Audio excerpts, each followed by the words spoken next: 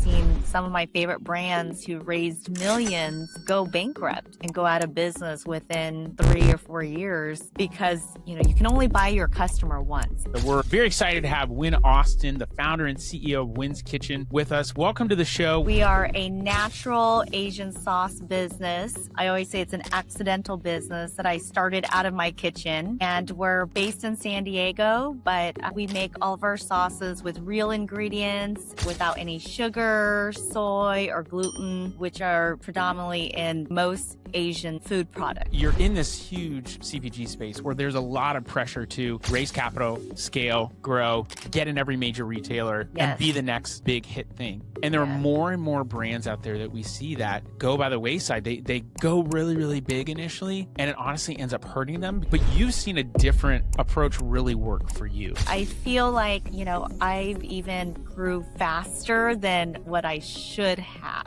Really take the time, and even if you're in 2 stores, 3 stores in your area, your community, win over those clients. Get to the point where all the employees know who you are, build the relationship. If the majority of the customers know your brand and they're going back to repurchase it, that's where you get the return on your investment and get to profitability a lot faster. Start small or go deep, not wide. And eventually you can increase your width. And I think long term, you eventually do want to, because you want to get into more doors and be accessible. It's just that the rush to grow so quickly can put a lot of pressure on there.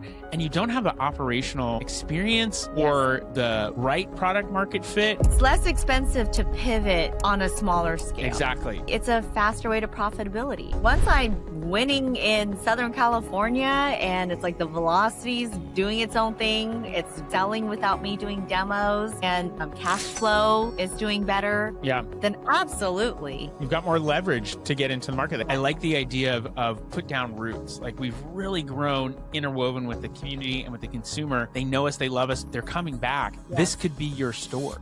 Hey everyone, I'm Michael Maher, the host of The Longer Game, a podcast that talks all about the future of retail. Brick and mortar, direct-to-consumer, Amazon. If it's driving retail forward, we talk about it here on the show. Make sure to subscribe to catch every episode on LinkedIn, YouTube, Spotify, and Apple Podcasts, or wherever you get your podcasts. And before we dive in, I just want to say thank you. Every listen, every share, all of those conversations, they mean a lot to us and they help us get our message heard. Retail is evolving very quickly. You've been along for the ride, and I appreciate you for being here. All right, let's get into it. Welcome, everybody, to The Longer Game. We are the podcast that talks all about retail, and we have real live people, not generative AI people, but real live people that come on that have been in the thick of it, know what it means to start a brand or work in an agency and help brands. And we bring in a really great group of people to speak to brands out there about, hey, what do you need to do to be successful long term? What does it mean to be successful in retail? And we love having brands on because they've got a really great perspective, and it's different, from the service side where I run things, my agency Cartology, we work with brands to help them to grow on Amazon, but it's a very different perspective from a brand side. And so we're very excited to have Wynn Austin, the founder and CEO of Wynn's Kitchen, with us. Welcome to the show, Wynn. Tell us a little bit about you and about your brand. Hi, Michael. Well, thank you so much for having me. My name's Wynn Austin, and my company is Wynn's Kitchen. We are a natural Asian sauce business. I always say it's an accidental business that I started out of my kitchen, and we're based in San Diego, but we make all of our sauces with real ingredients without any sugar, soy, or gluten, which are predominantly in, I would say, most Asian food products. It seems like within the past couple of years, people become a lot more aware of what's in their food. Right. At least more people are aware, and they're being a lot more intentional about the products they buy. I mean, I know in my home, we've always eaten, for the most part, really cleanly, but there's just been some things that my wife is experiencing that we even did, as she did more research, and we got really, really specific about the things that we were buying, what we were removing from our diet, and she saw huge improvement in health. And so I think that as people see that, they start to become more and more invested in finding the right brands, the right quality, even if it does mean that you're paying a little bit more because it's about your health. Are you seeing that same thing from consumers? Absolutely. And I started, I accidentally started this business and it started off as something that I was doing for myself all the way back in 2013 because I just wasn't feeling good. I'm an avid tennis player. I exercise, I'm active, and it's one of those things where I thought I was eating healthy. I cook at home a lot. We eat tons of veggies. We eat good quality meats and protein. But when you really look at your pantry and the sauces and the ingredients that you're putting with the Right. meat and the veggies, it really blew my mind. And it was when I really did not want to be on prescription medication that I tried to do this Whole 30 diet for 30 days. And I couldn't believe how hard it was. Yeah. And it taught me how to read labels and taught me about new ingredients. Like I've never bought coconut aminos before in my life until I went to through that journey. And they taste really good. I mean, it tastes almost And identical to soy sauce in many yeah, ways. it tastes great and it's naturally sweet and I mean it's one of the it's a soy sauce replacement in my products. And I can't tell you like I'm not allergic to soy, but I'll eat soy in its natural form, mostly like tofu and edamame Edamame, yeah. and and I'll use a high quality soy sauce here and there. But I've had so many people come up to me or send me messages saying they developed an allergy to soy. And so they had to completely remove Asian food from their diet. Like they don't trust any Asian restaurants. They can't go. They didn't even know, they didn't know how to cook Asian food at home until they discovered my products. And so there are people with allergies that my product is able to reach. And I truly think it's because of I was trying to solve a problem for myself. And guess what? A lot, and even without allergies, people can tell they don't want to live not feeling great just because you're not, like sick where you have to go to the hospital. Sure, sure. And we want to feel good. We want to be energetic. We want to have a clear mind. So I agree with you. I think more and more there's been a huge shift. People also don't realize how bad they feel until they've removed and then they reintroduce. Like that is almost crazy. Absolutely. You don't realize, oh man, I really felt bad when I had this food, but I didn't Right. realize it because my body, I was so You're adjusted to it. you're adjusted to it. And you just think it's normal. Like, okay, well, I am getting older. Maybe I'm a little more Sure. tired or I'm a little more gassy, yeah. whatever. Or it's time to get on, cholesterol medications Sure. or, oh, I need to start wearing a glucose monitor. I hate to say it, but it's a norm in the US. And kids are becoming pre-diabetic. And so once I did that, Whole 30 diet, I mean, I had problems that I've been dealing with my whole childhood that I just accepted, like eczema, Sure. and it completely went away. And that So the proof of the pudding is in the taste.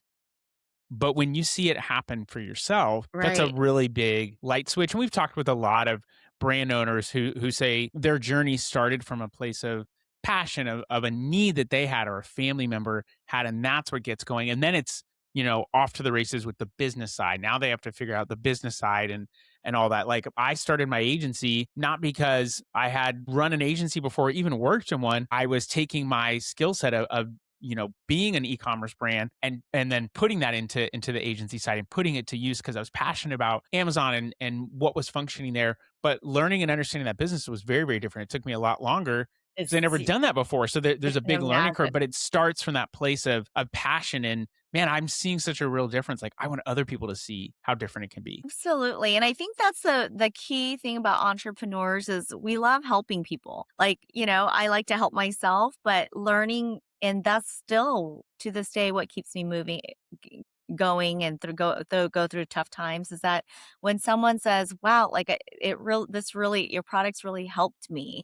Or I love it. That keeps you going because I love being able to help other people and help other entrepreneurs that are going through our same journey. One, it validates product market fit too. Like, okay, I'm not the only person that's out there that's experiencing these things. And the more availability of these products that have that are not genetically modified, that don't have Right. fillers, that don't have high fructose corn syrup, that don't have all the things that have been added into our food supply to help produce more, and understandably so, because there's a more people, there's a demand for more food, but doing it in a way that ends up hurting us. The more products that are out there, the more people become aware of, like, well, why are they all, what's the difference between these products? Why do we need these things? And there's honestly so much research and information that's already available and out there, Yes. but it's just not the predominant stuff. Like, I read an amazing book called Good Calories, Bad Calories by Gary Okay. Taubes. I think that's how you say his last name, but he's an investigative journalist. And the book came out maybe, I don't know, 2007, or maybe that's when I read it. I honestly don't remember, Okay. but the book is, it's like 500 something pages long. But in the Wow. book, he doesn't tell you how to eat. He just goes through the past 200 years of research that we have, starting with the Banting diet, which is basically a high fat diet long time ago.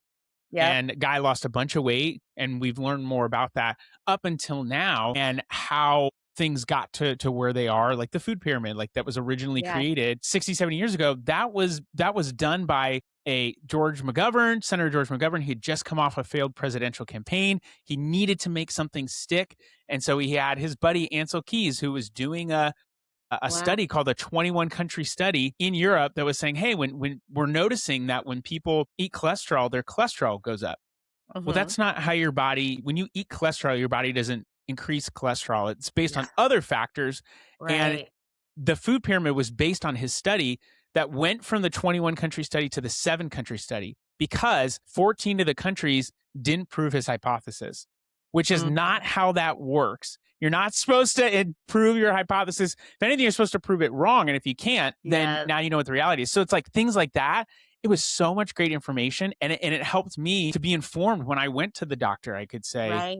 you know, I don't need this medication because I've done all this research, and I'm willing to risk my life, quote unquote, on it, because I believe in what's here. But there's so much information that's out there, and a lot of people just have not done We anything because they didn't know. They just were Right. told this is what's healthy. We have to be an advocate for our own health, because during that time, my doctor, who I've had for a long time, really wanted me to get on a high blood pressure medication. Mm-hmm.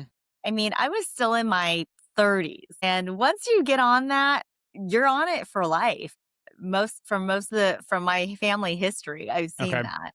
And there's always side effects. So I'm not against medication, but I just thought, you know what? Let me try to change my lifestyle first. Let's look at my food first. And I never I'm a foodie. I love to eat. I love good food. I That's love to why I cook. travel, is Yeah, to I eat. love to travel. I love trying all kinds of foods, all cultures. And but I never looked at, like, you hear about, like, oh, this is good for you. This is healthy. Yeah. But I never thought the power, how food can be your medicine, because 30 days later, my blood work came back completely normal. What an And so amazing feeling. I've never ever, it's been, since 2013, I have never ever been on prescription medications for cholesterol, high blood pressure, Mm-hmm. or any of that. So, That's amazing, and such a good feeling to see that. Like, I've had that happen where I get my blood work done, and I'm like, okay, like, looks exactly like it needs to. It's validating. I know that I'm doing right. the right thing. And I'm with you. I think a lot of people are either, it's take a medicine right away and they treat the symptoms, and I'm not worried about food. Like, I just want the magic pill.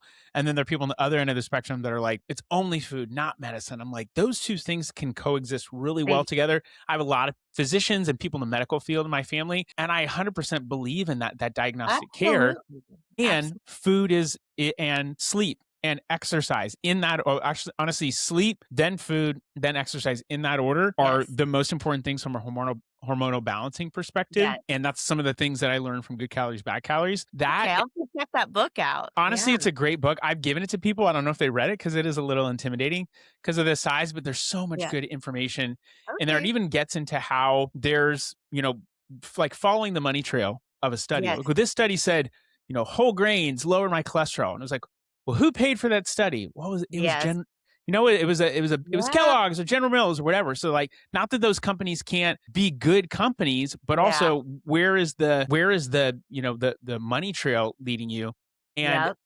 I think you're seeing a lot of these big companies like Pepsi, who is, acquired Poppy, or General Mills, who has these newer foods that they're either buying as an acquisition, or they're, creating these Trying to new food create. companies. Mhm. They're trying to create healthier stuff because they realize Yeah. that's the way the consumer's going. Right. Right. It's cool to see people take health into their own hands, and it's empowering too to know, hey, I'm making the right decision for myself and I feel better. Absolutely. And it set me on this journey. Right. I never thought I would have a natural food business. I mean, I've always loved food, but I just never wanted to have a restaurant. I didn't know anything about food manufacturing or how to get anything on shelf, and so it was never my intention.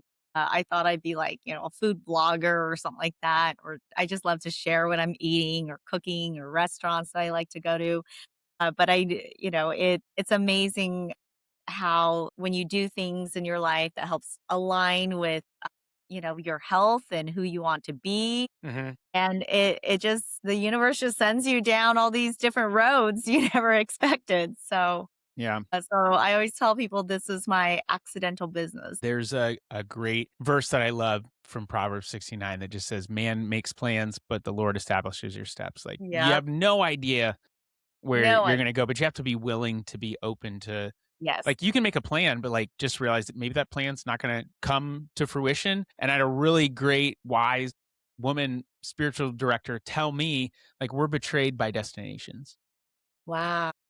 which was amazing. So if it really is about the journey, we have to be present in that moment and realize, the final destination is being 6 feet under. So That's true. if that's really the destination that you're trying to get to as quickly as possible, you could go there, but like, be present in the moment. And as you are developing this brand, I know that you're in this huge CPG space where there's a lot of pressure to raise capital, scale, grow, get in every major retailer, and be Yes. the next big hit thing. And there are Yes. more and more brands out there that we see that go by the wayside. They go really, really big initially, and it honestly ends up hurting them because maybe they didn't have product market fit. Maybe they didn't have enough time to reinvent their product or get feedback from consumers and make updates and changes. And so they went really hard and then died out. But you've seen a different approach really work for you. Right. And I mean, the pressure is real, Michael. I did receive investment earlier on, but I did start this business. I started it by bootstrapping it because I was very hesitant,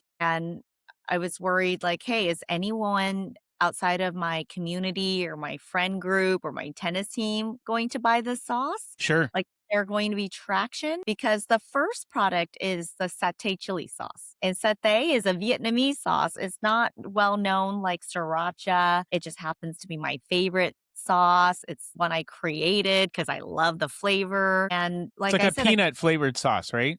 no, it's actually more similar to like a chili oil. It's oil Okay. based. So I get, people ask, "Oh, is it a chili oil?" I'm like, "Well, it's oil based, but there's no crunch to it. There's not a chili crunch. I It's gotcha. got Okay. lemongrass. It's a little bit more citrusy, Mm, fresh tasting." But I was really skeptical, and I knew right off the bat. I mean, this is my fourth career. I had young kids. I knew that I don't have the ability or the time or the desire to be working at a farmer's market every weekend. I just sure. couldn't do it. And I know I mean, I think that's if you're able to, that's a great place to start. If you're willing and able to, and you want to start a food business, that's where you get to interact with customers right away. Like, hey, I'm here every Saturday or every Sunday. Are the same people coming back to repurchase? Yeah. So I think that is and I can see why so many people do it. I was just lucky. I just, had this community at the time I was a wedding planner and my tennis team. I'm very social, and with all the moms from my kids' school, they were tracking me down. Like, I had your sauce at my friend's house. Can I have a Wow. jar? And I was like, whoa, this is, but I bootstrapped it from the very beginning. And there was a time I didn't know if I could ever get it off the ground. Making it, for friends and family is one thing, but I knew I needed co-packer. And when I contacted so many co-packers, they said, the minimum was like 8,000 jars. And like, Yeah. holy cow. I mean, I was making like 100 jars a month, right? Yeah. And That's a big jump, and it can be huge. very And I daunting. didn't have the money to make that, nor I was like, that's it. I don't think that I can do that. But I was lucky to find a small co-packer, my first one. I have a different co-packer now, but my first one out of San Diego in my hometown that was able to help me with the R&D for a reasonable price and make a small batch. I think our first batch was 250 jars, and I was scared. I was like, am I going to die with these jars? Let's say second, you I'm know, guessing you've sold through that I first batch sold by it now. very quickly, and second batch was 500 jars, and it was, like, super scary, right? But I paid and funded that all myself, where now that I've been in this industry for 7 years and, all over LinkedIn and talked to a lot of people, there's people of all different spectrums, right? And there are people who have raised a lot of money, because in the beginning, I was like, "Oh, yeah, I need to raise money, I need to raise money, I need to And there's no shade expand on and doing that, grow." because Yeah, that there's could be the not. right thing. That could be There's the right not. thing. But there is a pressure to spend it. And I know, even with myself, I probably made more mistakes once I raised a little capital than I made decisions I wouldn't have done if I didn't have that money. So there is some pressure to grow fast when you take money. And I think, unless you have that product fit tested, even if you raise millions, and it's sad to see. I've seen some of my favorite brands who raised millions go bankrupt and go out of business within 3 or 4 years, because you can only buy your customer once. And just really, it comes down to velocity, and you have to get the repurchase. And even for me, I feel like I've grown. Like, I didn't have a broker. I'm in all the really great high-end natural grocery stores like Bristol Farms. I mean, I cold called them for 2 years before I Man, got I in. love that. Erewhon, Mother's Market. Like, I did all of these accounts without a broker. And even then, I didn't realize how expensive. Once you get in, at Yeah. least I didn't have to pay the broker fee. But once you get in, the amount of product you need to ramp up, the amount of money you need to spend to support the retailers. Because if it doesn't go off the shelf, you'll get kicked off. So I feel like, I've even grew faster than what I should have, than I should have. But we're here, and I'm still alive, and still, pushing velocity. But I always am very honest when sharing my story of, really take the time, and even if you're in 2 stores, 3 stores in Yeah. your local, you know, in your area, your community, win over those clients. Like, go deep, make sure, get to the point where all the employees know who you are, Really build the relationship with build them. the relationship, go deep, and have the customers. If the majority of the customers know your brand and they're going back to repurchase it, that's where you get the return on your investment, and get to profitability a lot faster, because you're not buying to get on the shelf, right? Right, and that gives you an opportunity to say, "Hey, I noticed, something in this sauce just isn't quite right, so we need to go back and we need to tweak it." And there's so many good nuggets in what you just said. One of them is we had to do R&D. Yes. You start from a place of passion of, "I have this recipe, I have this thing I love, this sauté, it's amazing and it tastes great." Well, in order for it to be shelf stable or whatever the case may be, Yes. you have to make adjustments and tweaks, but you still want it to be within your, guiding brand principles. Yes. Like, that takes time, and a lot of people don't think about those kinds of Oh things. my gosh. And I had no idea what pH level, like, I'm not a science person. You're like, "This tastes good. This is what I Yeah, like, know." I know how to make things taste good, but yes, the science behind that balance of keeping it natural and shelf life stable was very hard. That took me 3 years. So while I was doing it for fun, I was researching, and, Man, and it did. That took me 3 years in order to find a way to make it shelf life stable without all the artificial preservatives. there's something in your story that reminds me of mine, and there is in the best possible way, a naivety in starting something. Yes. of I don't know all the barriers that I'm going to overcome, but I'm going to do this thing because I'm passionate about it. I had run an e-commerce business for 6 years, and honestly, it went well, and then it crashed. And I had to figure out what I was going to do with this skill set. And so I leaned into being a consultant for e-commerce related stuff, and then really honed in on Amazon. But it took a really long time for me to overcome hurdles like how do you really sell people on your service, how do you build a cohesive team and build culture when your whole team is remote. Like there were a lot of things that I just didn't know, and if Yeah. I had known that going into it, I don't know what I would have done, but I'm so glad I had that naivety because it gave me hope to push on. And someone had said, hey, when it's going to take you 3 years to figure out pH, you might be like, that sounds crazy. But not knowing that is probably an advantage in this instance, because you're Is so focused on building the thing and getting where you need to go. You're not thinking so much about, well, you've got all these things stacked against you. right. I love that. And I tell people all the time, I was very naive. I had no idea what CPG was. I was like, someone said CPG to me, and I had to like Did you Google it. miss a couple vowels or something? What's I was like, I just have a sauce business. I had no idea how complex the industry is. Mm, And I told you this is my fourth career. I was a banker, I was in finance, I was an event planner, real estate agent. This is by far the most complex and difficult business that I've ever been involved in, but it's the most passionate. It's what I love. And I have my days where I'm like, you know what, I'll do whatever it takes to keep it going, even if I have to grow back off a little bit on growth, on opening new doors, and just really focus in on all the retailers I'm already in. There's a lot of people in Southern California, and I'm on Amazon. Like sometimes I'll get a message on LinkedIn like, "Oh, when are you coming to Georgia?" And I'm like, "Well, yeah, I'm not sure. I don't know the market there, but I do have a website and that you can order from. I am on Amazon." So I look back and I'm like, how silly was I so determined to grow outside of my neighborhood so fast when we were in an environment where we have e-commerce already. And, like I do well on Amazon. I don't spend like any ad money, and it sells itself. And it's exciting because sometimes I'll get, like I have the multi packs that I ship myself, and it's always someone I don't know in a different state. And I'm like, oh, phew. It's not like my next door neighbor ordering on right, Amazon. right. So We've got accessibility. We've got the we have capability to reach accessibility. other people, and Yeah. you get an opportunity when you go in start small, or go deep, not wide. Yes. And eventually you can increase your width. And I Yes. think long term, you eventually do want to, because you want to Yes. get into more Absolutely. doors and be Absolutely. accessible. It's just that the rush to grow A so rush to grow. quickly can put a lot of pressure on there.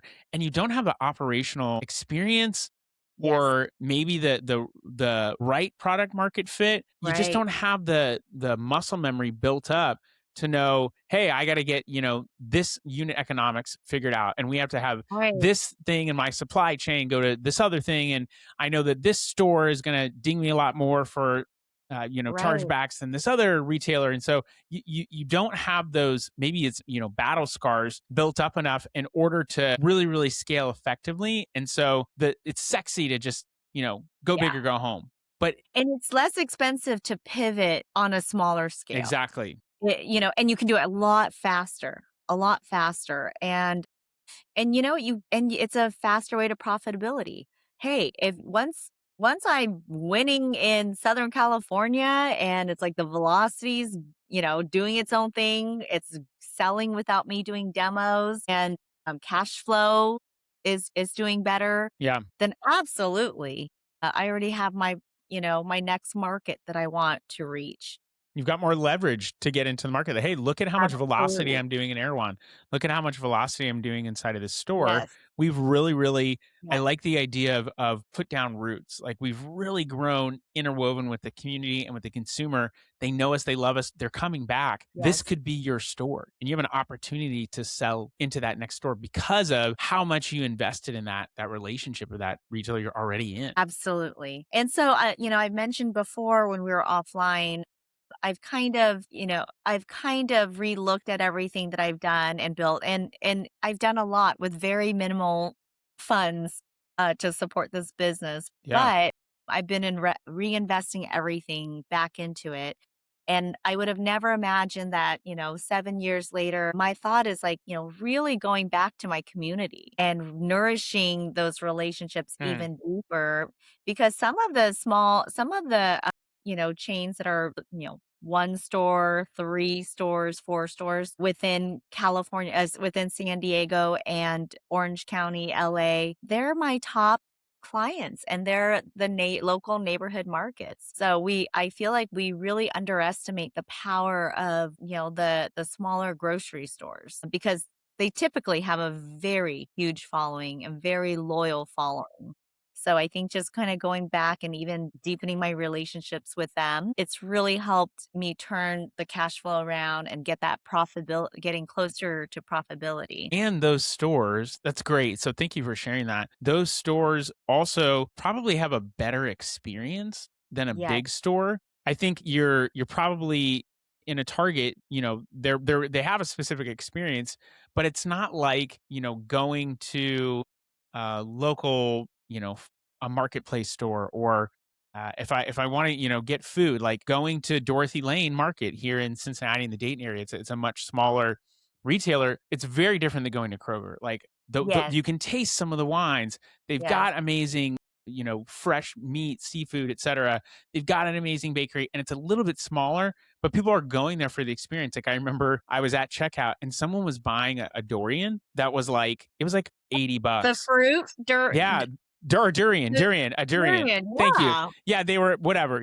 I was so close, but not quite Yeah, no, there. that's But very good. I'm they were, surprised someone's buying durian and in it was like Cincinnati. 80 when it was like $80. Yeah, You would not buy that at a regular store, but they were going there because of the novelty of that thing. And I mean, their total checkout of their cart, my wife and daughter and I were all like, my gosh, like they just dropped so much cash. But it was funny, and I'm sure they have a great memory. That family has a great memory of that durian that they bought. I don't know if they yeah. like the flavor or not, but I have a memory of them doing that, and it makes me think Yeah, about that. So there's a better experience there, and that's something that's lacking in retail, physical retail right now is a better experience. You're dealing yes, with more machines, which I don't have an issue with, but it's less human interaction. The human interaction you do have is typically lower quality, or it's someone who it's just a job, they don't really care. You go to some place like Dorothy Lane Market, it's a little bit different, and that's really hard to produce at scale. right.